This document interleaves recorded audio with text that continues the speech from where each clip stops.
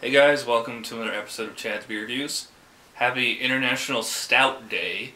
I guess that's what today is. I don't know who declares these international beer style days, but I think they're kind of silly and random. I mean, you could do an international fill in the blank here style beer day like once every 3 days. It would take you the whole year because there's so many different styles of beer. Anyways, this is a beer that I've been wanting to try for a long time.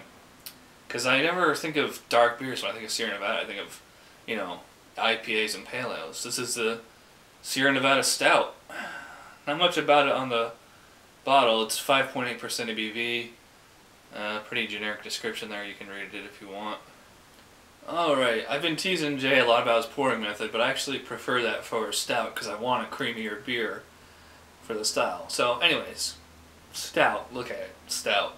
Looks like ice cream there, That head looks like just straight up mocha frappuccino type something you get at Starbucks or whatever. Smells very stouty. I don't know if this is a milk stout or what. I mean, it has like that very dairy quality you get in a milk stout. Smells extremely sweet. It doesn't smell like super roasty and malty and things like that. It actually almost smells like more like a porter. I can't believe I'm to that point where I can smell the difference between a porter and a stout, so let's see what it tastes like. Cheers.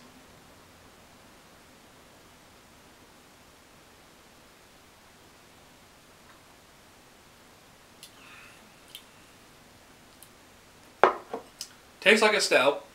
Pretty standard American sessionable stout.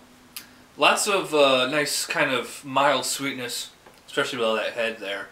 That kind of dairy sweetness, that kind of like melty vanilla ice cream type flavor. The beer, and like you get to the body of the beer, and it's, it's kind of a mild, gentle palate, very, it's like a soothing, kind of cooling sensation across the tongue. And then you get roasted malts in the back end, a little bit of dark chocolate. But again, the whole thing overall is kind of mild. Like this is, 5.8% ABV, it's not far from an Imperial. So it's just plain old regular stout. That's why they call it just stout.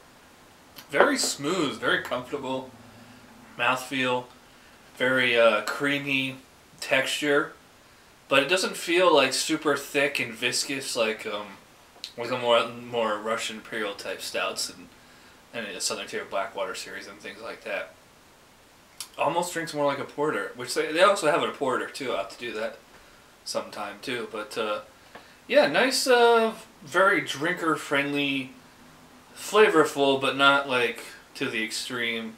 Mild, but not bland. Now that I cut through all the head, and all I get is just beer, I am noticing that it's a little bitter, especially like well throughout the whole thing, I guess. The roasty aftertaste, the quick burst of like a bitter dark chocolate, it's there. It's not like super prominent. It's not, it's chocolatey, not like, brewed with chocolate or anything. I've said so many times, like, plain old lagers are hard to rate. Plain old stouts are hard to rate too because, I hate to say it, but they're all very similar. That's why, if you have like a coffee stout, vanilla stout, chocolate stout, something like that, they have that one ingredient that you can kind of, focus your attention on. Just plain old stouts like this, there isn't any one thing to focus on. It's just the whole experience, and the experience that is here that is quite nice. It's nothing that I'm gonna jump for joy over though.